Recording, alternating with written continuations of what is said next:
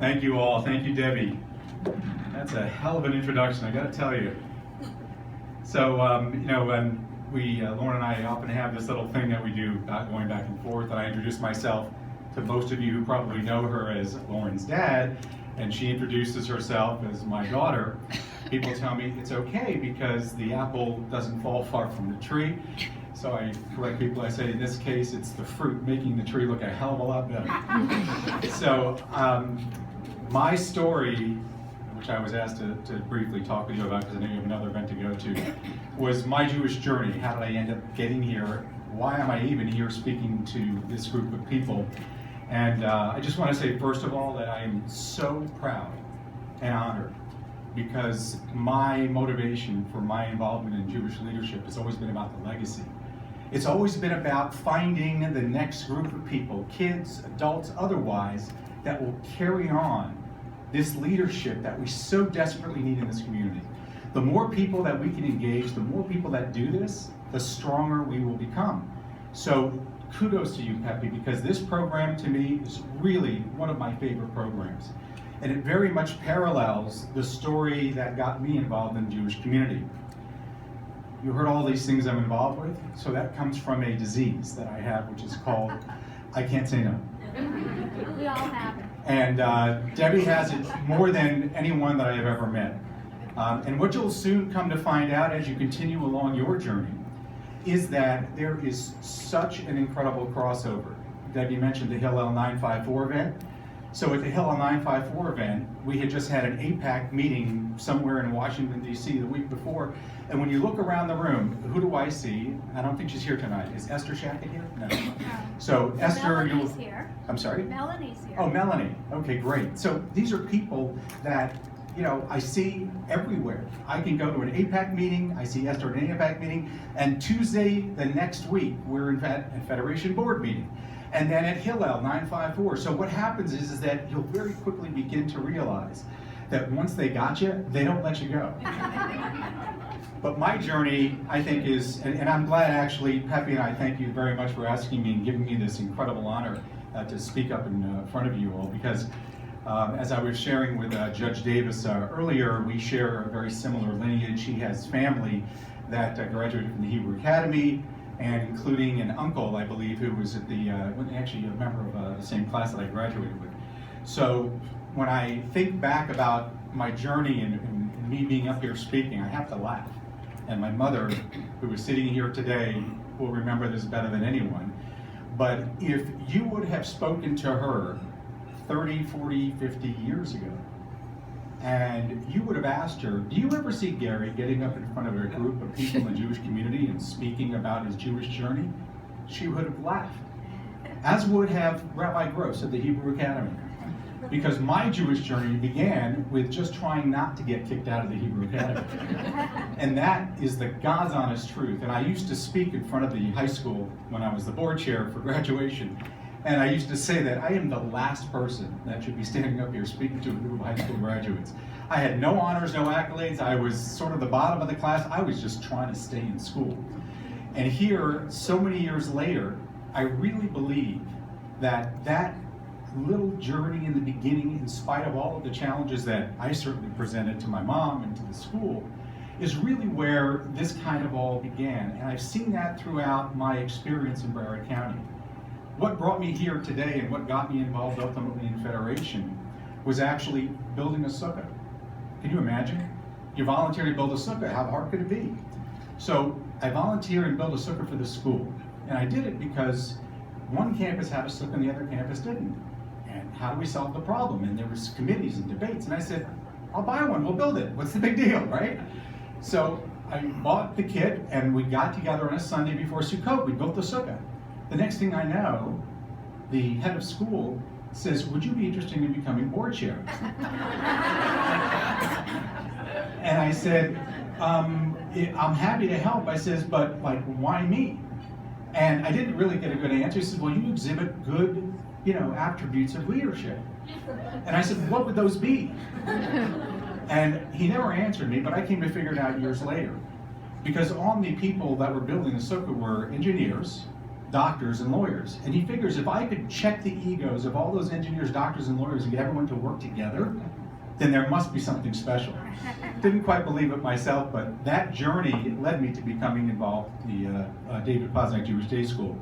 And I've often said that as a kid, I would often, especially during some of my challenging moments, and some of the more difficult times, I used to look in a mirror and say, what am I doing here?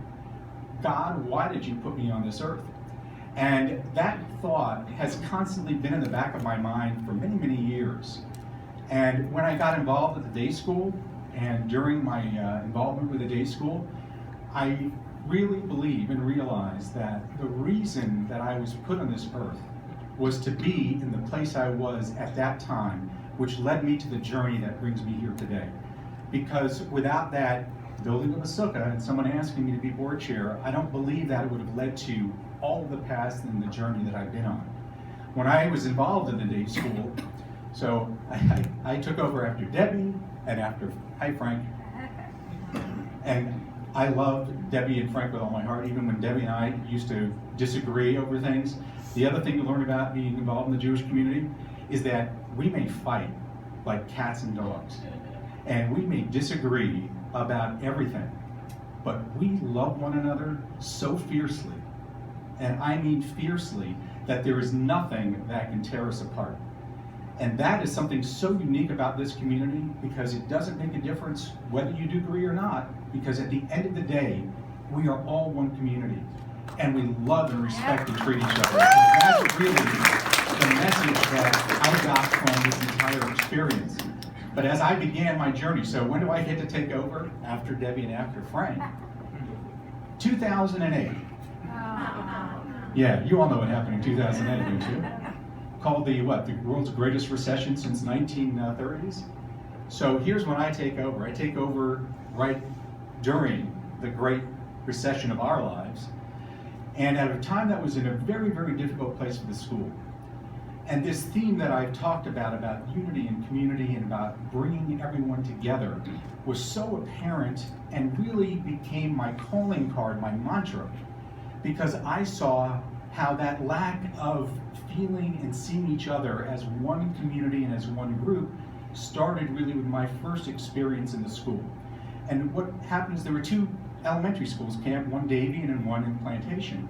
And because of the way institutions grow sometimes, people identify themselves by their institution. So we had people that said, I'm a Davie parent, I'm a Plantation parent.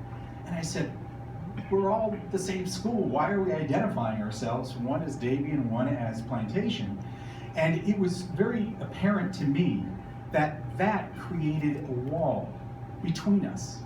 It really did not allow us to hear each other in the way that being together could. So my mantra, when I said, we're gonna join this school together, it's gonna be one school, one vision, one future. And we were faced with some very, very dire economic times because we were struggling. You remember. I mean, we were literally, when I took over, we had to make a decision as to, like Solomon, which baby do you sacrifice? Which one of the elementary schools were we gonna have to close down? Now, the easiest thing would have been to have everyone move up to Plantation.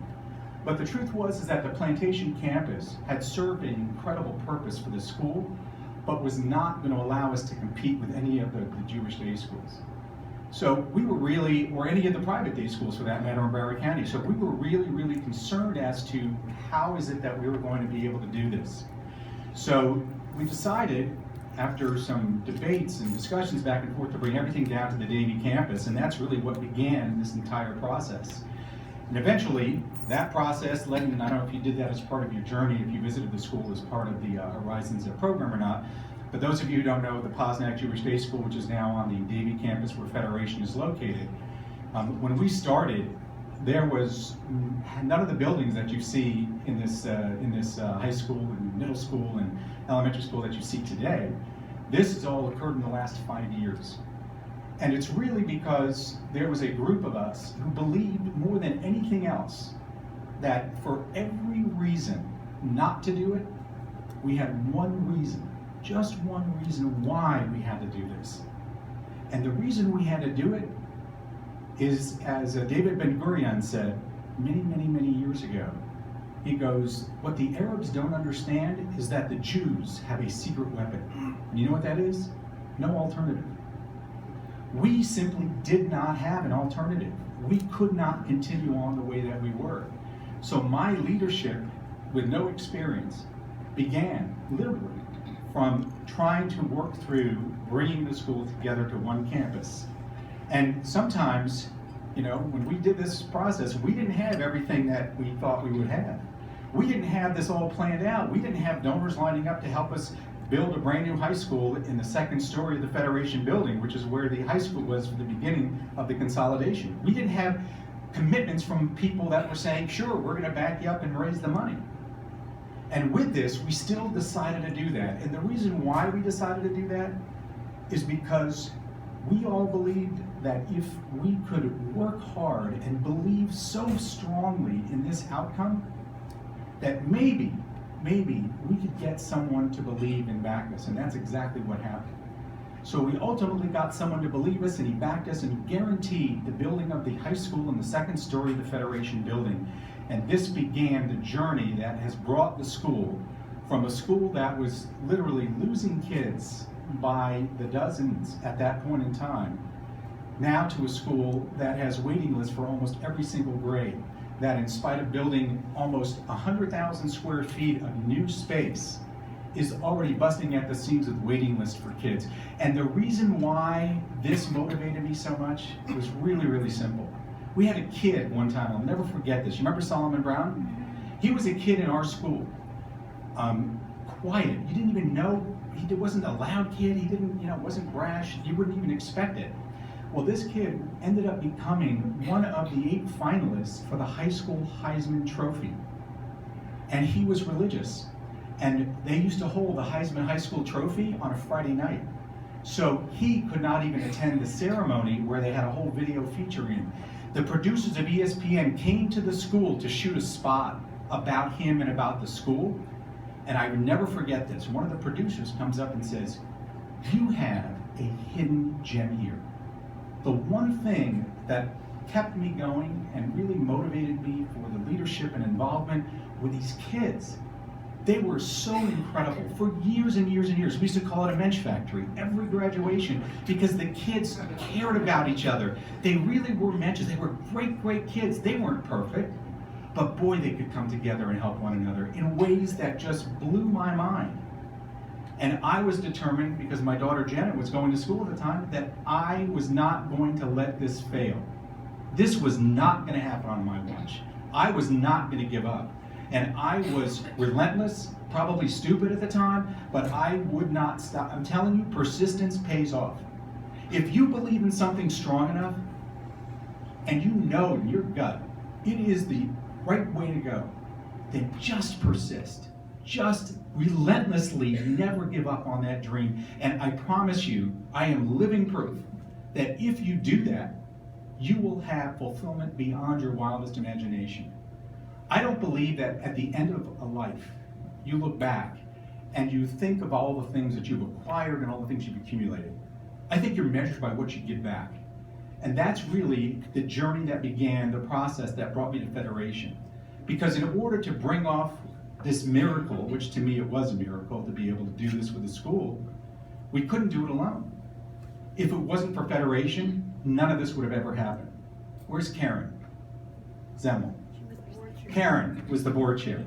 Karen, how many hours of meetings do you remember having during the consolidation discussions? Frank probably knows better because he's sitting next to you and laughing harder. So my law partner, Amir Fleischer, those of you who know him, I always go to him because I make him give to Federation because he's kind of a little bit of a Grinch. So, and when I said, "Come on, Amir, you got to give to Federation. Look at what we're doing in the community," and everything like that. He goes, "Listen." He goes, "I gave already." I says, "What do you mean you gave already?" "I let you do all that volunteer work."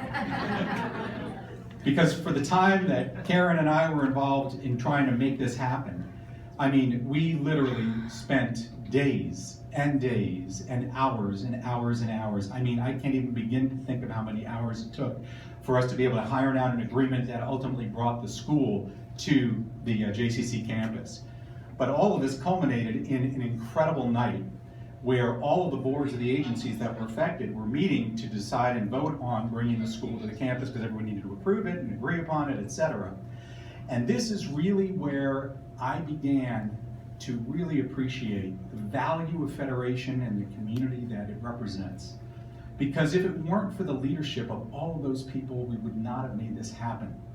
And if it wasn't for people who, as I mentioned to you, once you get involved, they'll get you involved in 20 other organizations. So the JCC had to make a decision, and their board was a little divided over whether they wanted us to be there or not, because they were concerned, and rightfully so.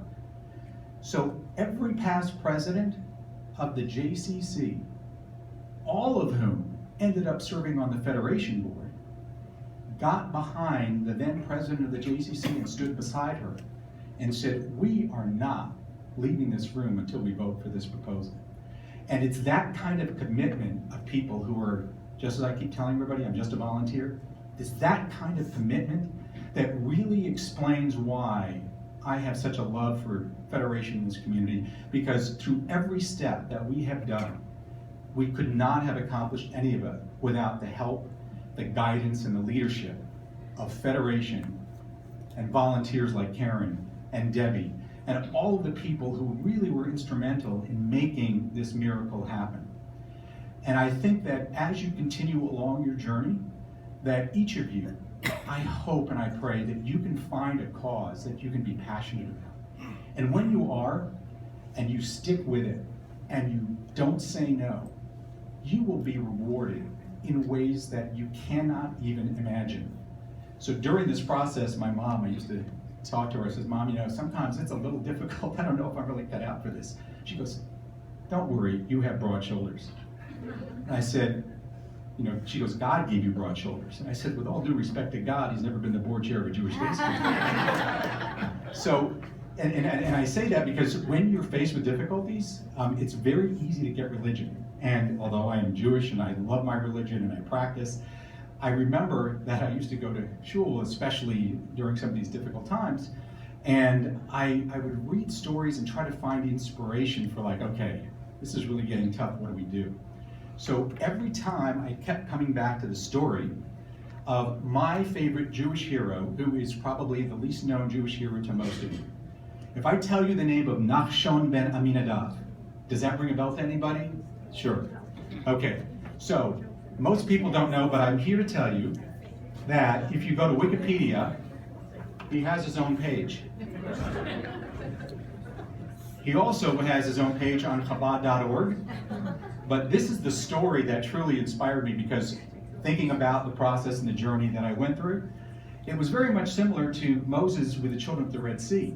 Which way do we go? Do we go back to Egypt where it's safe and secure, or do we take a leap of faith into the water? So God says, go into the water and the Red Seas will part.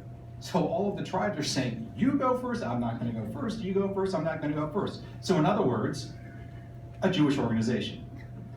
People were afraid to step in. Who was Nachshon ben Aminadav? He was the person that said, pardon my expression, screw all of you, I'm going to go in the water. And he walked into the water until the water was up to his nose. And it was at that point in time, when the water was up to his nose and he was continuing to walk forward, he continued to plow through it, that's when the waters of the Red Sea parted. So if you believe in miracles, and I do because I've seen them happen in my own life, miracles happen when you walk forward with faith that it will happen. That's when miracles happen. And the miracle may be something that you don't realize at the time, but when you look back on it, you realize that all of the improbabilities of what actually happened have occurred when someone had the courage to be the Nachshon ben Aminadav and walk in that water and take a leap of faith. So for each and every one of you, what you do here today by agreeing to become part of this Horizons class is you have agreed to be counted on. You've stood up and said, I will do my part. And that, my friends, is 90% of what being involved in Federation and being involved in the community is all about. It's simply saying yes when other people say, you go first. I wish each and every one of you incredible, incredible success along this journey. If you need help with anything, call Debbie. That's okay. No, you can actually rely upon Ish, because honestly, We're there for you. this Horizons class and this program, Peppy, is such an incredible inspiration, because each and every one of you represents our future. And there is nothing more important for all of the work that people coming before you have done than to see it move forward. And so for me, thank you for this honor. Thank you for listening to my long, drawn-out stories about what happened many years ago. But mostly, and important of all, thank you for saying yes. Thank you.